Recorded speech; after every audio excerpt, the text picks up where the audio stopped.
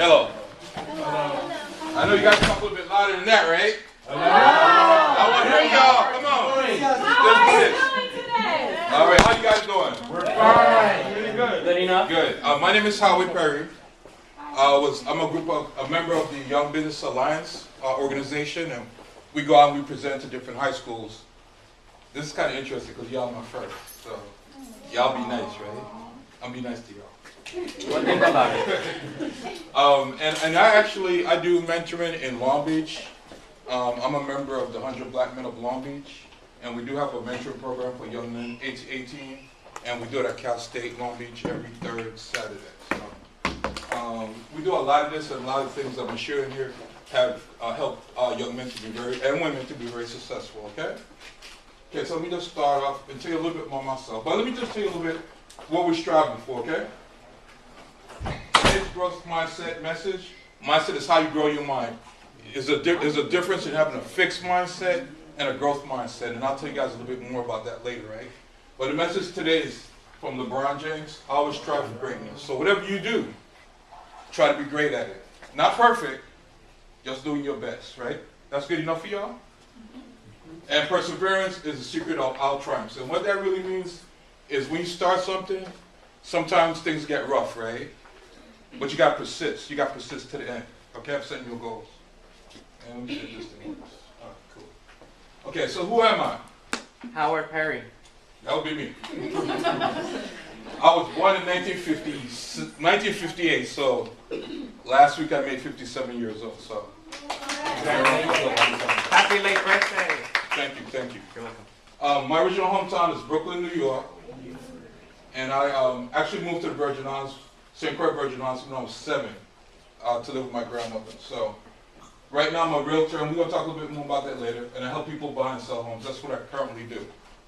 I'm actually a founding member of the 100 Black Men of Long Beach. I'm also the marketing chairman and a member of the mentoring committee, and we do it for young men 8 to 18. You guys can stop if you have any questions, okay? So they told me I had to show you guys some family pictures, right? So starting from the left, in the Virgin Islands, that's our family home. We've had that home for like about 100 years. So my grandfather grew up there, my grandmother grew up in there. I mean, my mother, her nephews, cousins, we all grew up in that house, okay? And it's still there. That's my grandfather in the middle. My grandfather was one of the first native policemen in St. Croix. Let me tell you about St. Croix. St. Croix, the Virgin Islands used to belong to Denmark up till 1917. In 1917, America was in a war with Germany, and they wanted to make sure that all of the islands close to the United States were secure. So they bought this island from Denmark in 1917. So the Virgin Islands has been part of America since 1917. It's going to be close to 100 years in about 3 years? Yeah, 2017.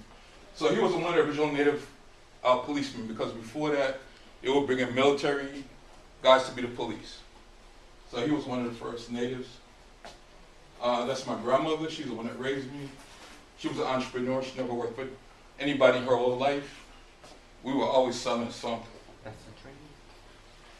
This is my mother, and that's my grandniece. This is my cousin. He was also a policeman. And believe it or not, this is me when we were kids. The crew. Okay, you know which one is me? I'm done. Tallest one. Thank you. Just so you can know where the Virgin Islands is, that's St. Croix. You can't really find this, unless the globe is kind of big, you can't really find this because it's very, very small. It's only 80 square miles. So that's St. Croix. You guys have heard of St. Thomas and St. John. Okay, so I'm going to tell you some key things that happened in my life. Because when I came out of high school, I wasn't really sure what I wanted to do. So I went into the Navy. And my specialty was electronics. And the reason I got into electronics is because I liked music, and I used to like to tear up radios. And then one day I took my grandmother's radio. She got mad, and she told me I better fix her radio. So that's how I got started. But I started with electronics. Then after I got into the Navy, I did some other jobs, but in well, let me tell you a little bit more. When I got to the Navy, I went back to work in the Virgin Islands, right? And I was working, and I didn't have a degree. And one day, these guys were telling me what to do, and it was something I didn't really feel like I should be doing. It was very blue-collar, hands-on type stuff. And I said to myself, the only reason these guys are telling me this is because they have a college degree and I don't. They're not no smarter than me, they're no better than me. So I had $2,000 in my pocket. And I flew from the Virgin Islands, and I went to Florida A&M University. I didn't know nobody, I had no place to stay, but I was determined. And so when you're determined, what you do is like you have an army, and you cut off the pass behind. You can't go backwards. The only way you can go is forward. So I went to Florida A&M University. I got my Bachelor's of Science in computer systems. So I'm a computer techie guy from way back in the day. Actually, when I was doing computers, this is a true story. There's only 8 colors. So can you imagine New York PC now with just 8 colors? It was just 8 colors, that was it. You had all the basics, like you have crayons, and the first 8 colors, that's what they were. And you had to work with that, and you made it work. So I went to work for Xerox Corporation, which at the time was a top 10 company, Fortune 500 company. And I was one of the first telecommunications managers in that company. Just a little bit of history. AT&T used to run every telephone system you had in the world. And they broke up in 1984. And that just happened to be a blessing for me, because Xerox was hiring some people that didn't know anything about the industry, but they trained us. They trained us for like about a year. And that was back in New York, and they sent me out here to Southern California to be the telecommunications manager for all of Southern California, Nevada, Arizona. So that's a big area. So I did that for 15 years. Then I went to work for some other internet companies you might never heard of, called ICG International. And I've been a realtor since 2002. And the reason I decided to be a realtor, because I told you guys a little bit earlier, my grandmother was an entrepreneur. We grew up selling stuff all the time. And I just wanted to control my own destiny. Whether it was good or bad, it was on me. And I've been doing that since 2002. One thing I forgot to mention to you guys, because it's on the education side, in 1998, I got my Master of Science in Telecommunications from National University here in Los Angeles. And I'm a lifelong learner, because I believe you keep on learning. Right now I'm taking a class from Wharton's school online on marketing, because I believe you have to improve your product. There's no time you can be satisfied, because somebody's always trying to eat your lunch, right? Somebody wants your lunch. So you got to protect your lunch, you got to make sure you garden it, and that you're offering a good product to your clients. Always offer a good product to your clients, right? So I'm a lifelong builder. I've been to Dale Carnegie sales classes, negotiation, public speaking. I'll tell you guys a little story. One time I wanted to be a public speaker because I was intimidated talking to people, and I decided to do open mic poetry out of the blue. And that's give me confidence to come out and speak and grow. So I'm always doing new things to energize myself and do something different. I've been through the leadership through quality process. And actually, if you go to our website, the 100 testing. It's www.100 blackmenlbc.org. I actually built that, so you have a lot of skills that you can offer to your community. Okay, so a little bit earlier I told you guys, I'll talk to you guys about a growth mindset versus a fixed mindset, right? So a fixed mindset, that means that you could only focus on one thing one way, right? It makes you vulnerable because you don't have any kind of recovery plan. If your plan goes off track, you don't know what to do. That's a fixed mindset, right? And some people are like that. That's just the way they came up. But you can train yourself to have a growth mindset. A growth mindset makes us resilient. It makes us strong and persistent in spite of setbacks. And you guys can look this up on Google, because all these people I name here, if you Google them, it'll tell you a lot more about my growth mindset. It's a big industry. The reason it started, you guys have heard of West Point, right? West Point Academy? Well, West Point Academy is in the Army. They pick the best and brightest in the country, and they send them to West Point. And if you look at movies, it was a movie called Red, and some other ones showing guys in West Point. Those are supposed to be the top of the line students from around the world as far as the Army is concerned. But the problem is this: they were getting all these A students, but once they got into West Point, which is academy, some were getting A's, right? Some were getting B's, some were getting C's, and some of them were flunking out. And these were the top students from around the whole country, right? So they wanted to know what the problem was. So they hired this lady, Angela Duckworth, to study them, right? And in essence, what she came up with, the ones that were more successful, they probably didn't come in with the best grades, but they were consistent and persistent. They had a goal, and they stuck to it. So it's not just natural talent. You can take natural talent, and you can cultivate it and make it better, right? You guys believe that? Yes. You believe that? Yes. All right. It's very true. And what I'd like you to do too, if you have a chance now, is look up the Think and Grow Rich by Napoleon Hill. Think and Grow Rich, the reason for that book is back in the 1920s, right? It was a big depression. Everybody's out of work. It was kind of worse than it was recently, right? But they had like soup lines, so people were so broke. They had to go on soup lines and get soup, right?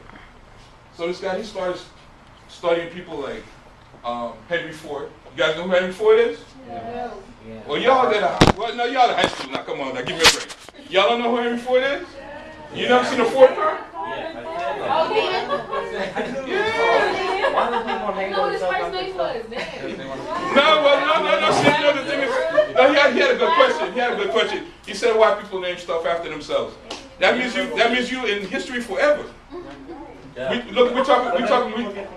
No, they don't get confused. I didn't even know that Walt Disney was an actual person. But see, the thing is, what I'm going to talk to you guys about later is brand. When you create something, you make your brand, right? So Ford is a brand. It's a person plus a brand, right? But going back to what we're talking about with Think and Grow Rich. So back in the 20s, Henry Ford was rich. There's a bunch of other, Thomas Edison. Y'all heard of Thomas Edison, right? Yes. All right. So he went out and interviewed all those folks trying to figure out, in this time when everybody's so poor, why are you guys super rich, right? And so that's why he wrote that book, Think and Grow Rich. And it's been around since 1930-something. It's the most popular book next to the Bible. And the concept is not about being rich money-wise, that's possible, but it's about how do you set your own goals. What's important to you? You know what I mean? If you want to be a nurse, can you be the best nurse possible? If you want to be a doctor, can you be the best doctor possible? If you want to be a policeman, can you be the best policeman possible? Right? But it tells you about how to determine your purpose, right, and set your goals. Any questions so far? Okay, cool. This is something I share with the young men in my program every time we meet, right? And I want you guys to repeat after me. You guys can do that? Yes. Alrighty. Men create strategies for success. Men and women. I'm sorry, the class I normally teach is men, so I apologize. But I meant, so men and women create strategies for success. Repeat that after me. Men and women create strategies for success. And Okay. women. And women. Men and women. Okay. Remember the first act of every morning Remember the first act of every morning. to make the following promise to yourself. To make the following promise to yourself. I will not fear anyone on earth. I will fear not anyone on earth. I will fear only God. I will fear only God. I will not bear ill will towards anybody. I will not bear ill toward anyone. I will not submit to injustice from anyone. I will not submit to injustice from anyone. I I shall conquer lies by truth, I shall conquer lies by truth, and in resisting lies, and resisting lies, I shall put up with all suffering. I shall put up with all suffering. That was written by Mahatma Gandhi. So you guys know Mahatma Gandhi, right? In India, he liberated his people through civilized unrest, right? Y'all saw the movie, right? Somebody seen the movie? But anyway, he's a great man, and even Martin Luther King used his principles in the civil rights movement here in the United States. Okay? So, but that's something that if you said it every morning to yourself, you're going to be ready for the world every morning, trust me. And this is kind of the same thing. I want you guys to do this with me too. I am born to win. I am born to win. I'm an achiever. I am an achiever. I am a goal setter. I am a goal setter. I am strategic. I am strategic. I am brave enough I am brave enough to change. to change. I will persist I will persist until until I succeed. I succeed. I will win. I will win. I want to share something with you. You know, the part that I think is the best part of this, the part that I live for every day, I'm brave enough to change. You got to be brave enough to change. Because sometimes in your family, they want you to be a certain way. Some people want you to be a certain way. Sometimes you might say, this is who I am. But sometimes you got to break out of that, right? So it can be something better. You guys believe that? Yeah. All right. So I'm going to go back to high school a little bit. When I was in high school, I was involved in sports. I played basketball, football, softball, kind of stuff. I was also in the Boy Scouts, and Boy Scouts, which is pretty cool for life. And I use this whole motto for life. I am prepared, right? So anytime you run a situation, you got to be prepared. You got to know what you're going into, first of all, right? Because you got to size up what's going on, right? Then you got to figure out some kind of strategy to get past it, right? So if you want to get an A in school, right? You got to figure out, I got to do my homework, right? Yes. You all right? You all right? I might have to do a little bit of extra, right? But that's my strategy, because I want an A. And the strategy is not just for the A. The strategy is I need an A because I want to go to a better school in college, right? I want to have a better job, because believe it or not, when you go for a job, they look at your GPA. You know what I'm saying? So this is all part of your strategy for life. This is not a strategy how you're going to get it, do well at school. It's how you're going to do well in your whole life. All right? And this is the only time in your life that you can actually plan this. Because once you get out of high school, you got to live your life. You got to work for money. You got to find a place to stay. All that, right? So now is the time that you got to fix your strategy for your future. And that's why you guys have to take it seriously, okay? And come with some strategy. As a high school student, I was still finding myself, still acting crazy. I was outgoing, loved to party. I was a leader, and I also had a lot of friends. So that was me as a high school student. I was going to bring a picture, but I couldn't find one, So this is a little bit more my career path when I was at Xerox, because that's the longest period of time that I worked for any one company. This will show you how these things work, right? I started as a data technician. Data technician, what they used to do back in the day is they had these modems, like you guys call modems right now at home for your Wi-Fi and all that. Back in the day, those things were big as this, and they weighed about as much. And the speed was like 9.6 kilobits. I mean, you can't even do nothing with that. I'm telling you, seriously, that was the top of the line speed. Ain't no lie. And you sit down there, and you had a little black and green screen, and you can see each letter coming up piece by piece. So, but that's what the best it was at the time. So after 3 years, I was promoted to a project manager, and as project manager, the gift was I would have a team of people, and they would have to be assigned to different parts of the project. So just real simply, if I was putting in a phone system in this particular room, I'd have to have people that put in the wiring, because you have to have wires for each jack, right? Have to make sure there's power for each jack, right? Have to make sure you know where each desk is, so you can put a cable connected to that, right? And then you have to put in the phone system, and then you have to program the phone system. So I had people do each part of it, and my job was to coordinate everybody. And so one of the things that you can make a lot of money on when you graduate from high school is being a project manager. Because a project manager, they can manage almost any product. Because all you're really doing is managing the people and the pieces together. Your job is to make sure that you meet your dates. So one of the things you might want to consider is looking up, seeing being a project manager, okay? And you can get certified to be a project manager. That's actually a degree that you get at the bachelor level and also the master's level. After 3 years, I was promoted to the Western Regional Telecommunications Manager. Like I said before, I was in charge of Southern California, Arizona, and that's a lot because Xerox had maybe 100 and something offices. So I was responsible for those. In terms of telecommunications, which telecommunications is your telephone, your data communications, your Wi-Fi, all those things are telecommunications. Okay, so some of the challenges I had to overcome in my career, how I overcame them and mastered them, right? So one of the challenges when you go to a new company or even when you go to school, you go to a new school or whatever, if you go to college, is understanding your role. What are you responsible for? Not anybody else. What's your role, right?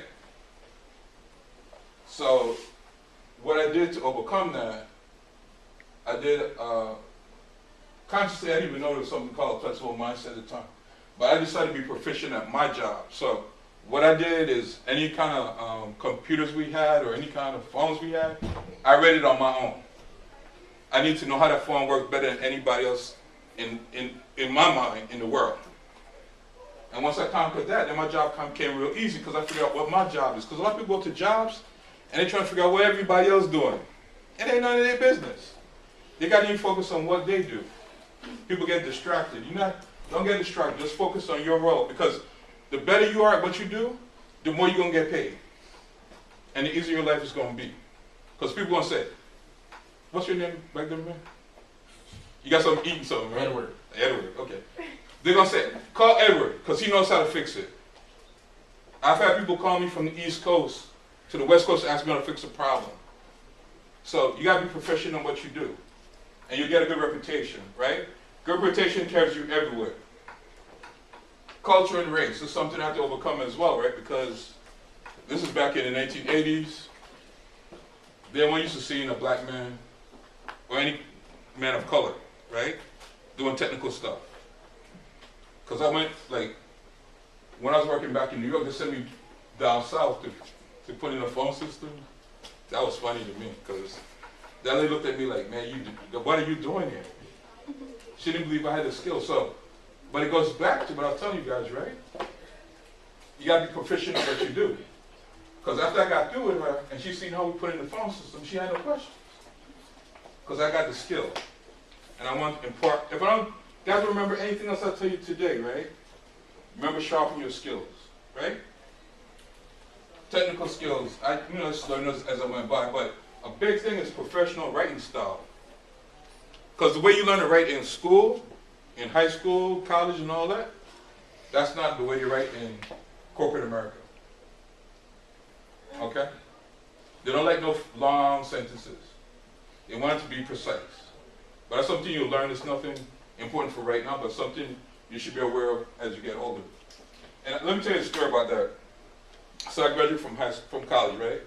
And I went to work, and I turned in my first report. And I was feeling proud. I was proud of everything, right? I wish I had a paper to show you this, but he sent me back a paper, and all I had was red circles. You know I got red circles in school? I was like, what? What? And what he was showing me, because I had to talk to him, because at first I thought it was a racial thing, seriously speaking, when I first saw it, right? But you got to realize it's not always about race. It's not always about gender, right? Sometimes it's what the company needs from you. So he sat down, he told me what it was, and I just started doing better every time. Because what I realized, when you're writing in school, that's like for English, that's for like books and stuff. When you're in a corporation, they want you to get to the point. You know, how are you going to fix this problem? How much is it going to cost us to fix this? How soon can you fix it? That's what they want to know, right? Communications, it's along the same lines. But what I did, I kept on acting in a professional manner, regardless of how I felt internally, right? Because I need to keep my job, right? I need to make money. I'm up in upstate New York. I ain't got no way back home. I ain't got nowhere to go. So I got to keep my job, right? But I took writing classes. I read books on professional writing styles. I took Dale Carnegie classes. You guys can look up Dale Carnegie. They offer classes all the time on presentation, on sales, negotiation, everything you could think of that you need to add to your basic skills. Okay, so my current role is I'm a real estate agent. And that's me in the middle. And I work with people that sell homes, and I work with people that buy homes. You guys ever heard of realtors before? Yeah. Y'all seen all the commercial on TV? No. You never seen a realtor commercial on TV? Yeah. Man. Who watches commercials? You don't watch commercials? Okay, that's good. But anyway, for everybody else, we do a lot of commercials because the biggest thing that most people will ever buy in their life is a house. Most people believe owning a home is part of the American dream. And it's true because it's good to go home and it's your house. You know, you have no, you know, you're not in an apartment, you got, you know, everybody running around acting crazy and stuff. But it's your house. And in the old days, the old guys would say, this is my house. You don't let my house leave. And you can do that when it's your house, right? You heard that before, I know. So, as a realtor, because there's a million realtors in LA. I work out of Long Beach, but in the LA, Long Beach area, there's a million of them. So you gotta make yourself different. So the way you make yourself different is by your marketing, right? And the skill that you have when you're helping your buyer or seller is negotiating. Negotiating is trying to get that person the best house for the amount of money they can afford. And then on the other side, if you represent somebody selling a house, is getting the best money that somebody will purchase it for, right? So you got to play both sides of the fence, and as a realtor, you got to do both. So it's not the easiest thing in the world, but it's cool. So I want you guys to pass these around. These are just some of the tools that we use in marketing. Here you go. And also, we got to do stuff like this. This is in Long Beach. We had the Martin Luther King parade back in January. So I'm in here in September. What just happened? I have no. Oh, you know something? I keep on playing with this thing in my hand. Give me back to my screen. That's you? That's me. That is just like you. It should. I should hope so. All right. Anyway, and this is a calendar. This was given out to like 2,500 people, and that's mine. And this is all about marketing. This is people got to know, like when somebody sees me, sometimes they're like, oh, that's that guy. And then the thing is, what I did, I developed this theme. And my slogan is every queen deserves a castle. A lot of people take that a lot of different ways, right? It's cool. Because when I invented it, it was a little bit different. But actually, it's focused on helping women that want to buy and sell their homes, right? Because for some reason, since I've been in business, 90% of my clients have been women. So you should cater to the ones that support you, right? So, and then also, you can see I got a Facebook page dedicated to women. It's facebook.com. Every queen deserves a castle. So this is all about developing your niche market. How do you make yourself different? And so when you guys are looking for jobs, right, it's the same concept. How do you make yourself different from the average person? Do you dress better? Right? So when you guys go for an interview, what you think you're going to do? Somebody tell me what you're going to do when you go for an interview. You're going to prepare. You're going to prepare. Right. Be there on time. Be there on time. That's the most important one. Be respectful. Be respectful is a good one. Sell yourself. You gotta sell yourself. But you know the other thing that you need to do that's gonna help you out is if you know about the company. Right? So a lot of times what they taught me in college was, and I did it, is if it's a big company, you get the annual report. You get the annual report online, right? There's a one-page summary saying what they did over the year, what they plan to do. And so when you talk to the interviewer, you're going to give them more information than the average person that comes in. And it's only going to cost you like 30 minutes of time, right? Because they want to know that you're going to come in to offer something to their company that's different. They want you to have a unique talent, okay? So I kind of carry a little bit further because that's my little niche. And these are some of the, so what I also do for the women when they buy their home, I give them a tiara, flowers, and a gift set. And I swear to you, they smile more about getting that than the keys to the house. So, you know, it's a fun thing. Well, no, it's part of the ambiance, you know what I mean? It's part of making them special, right? We're close to the end here, so bear with me. Okay, questions and answers. So, I am through with my presentation at this point, but if you guys have any questions, I will answer them. Okay, you guys pass out these pens? Oh, thank you. Yes, ma'am.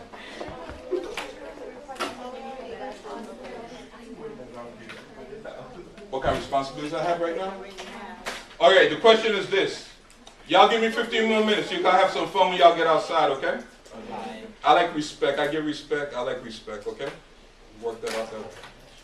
Your question, her question was is what my responsibilities are at my current job. And currently what I have to do, I have to market. Marketing means after the people know that there's houses for sale, they can afford a house. I also do training sessions, so I'll have like an open house, and I'll tell people the steps of buying a house. For example, steps for buying a house is you gotta be pre-approved, like it's being pre-approved like for credit, right? So that way you can know how much you can afford when you go to shop. There's houses in Long Beach that go from 100,000 up to 7 million. So which one do you want? Which one can you, not what you want, which one can you afford? Neither. Right? No, you can, no, trust me. If we work with you and you're working, we'll find you a house. So that's the things that you gotta do, right? You gotta make sure that person is qualified. Then once they get qualified, then you gotta show them the houses, right? You gotta find them houses, right? But you gotta find out too what the person likes. Do they need a 2-bedroom, 1-bedroom? You know, do they want a big yard, small yard? Do they want a 2-story, 1-story? Do they want a garage? Do they have pets? Do they have kids? I mean, you gotta ask them all those questions because all those things are important to get them the right product, right? Because my job is I'm the middleman. My job is to find out what you qualify for and then find you the best product in your budget that can meet your needs, right? So, because it's make no sense, like if you get a 1-bedroom and you got 3 kids, like, well, how's that gonna work?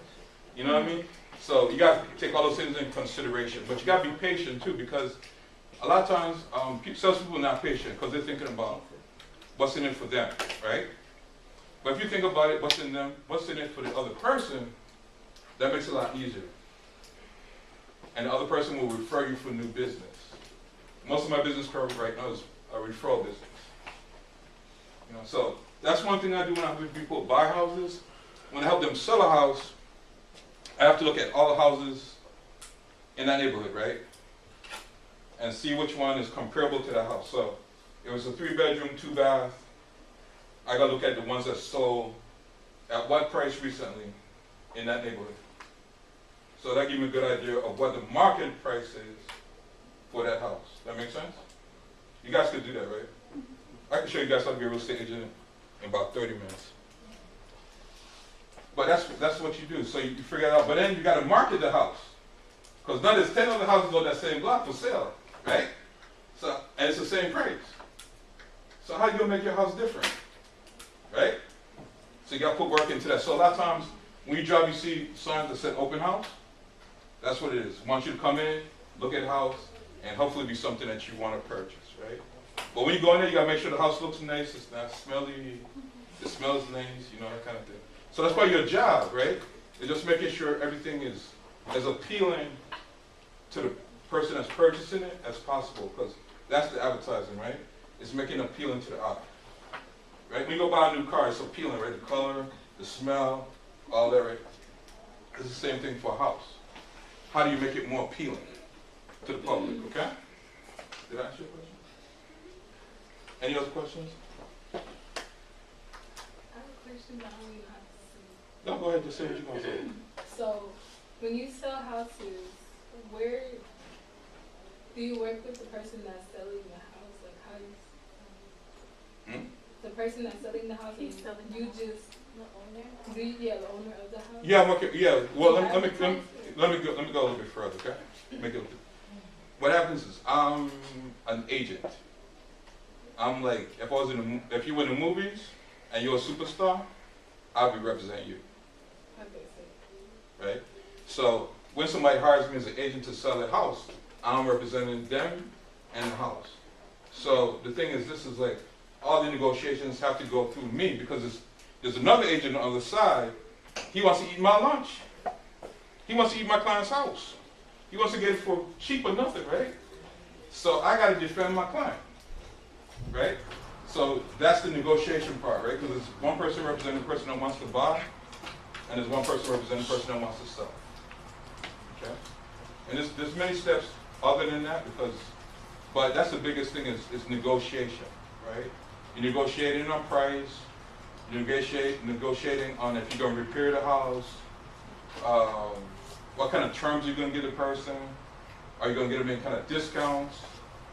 So, as what do you call that when you representing the buyer? The seller is the listing agent. So you go to the MLS list and you see all the houses, okay? On the other side is a buyer's agent. A buyer means I'm representing this young lady, and we know she's qualified for $500,000, but she wants a house that costs $700,000, and I gotta find her the best house that I can for $500,000, right? That's my job, and I have to negotiate for her, because somebody might have a house for $600, and I said, well, she got $500. What can we work out? So that's my job, is to negotiate for her.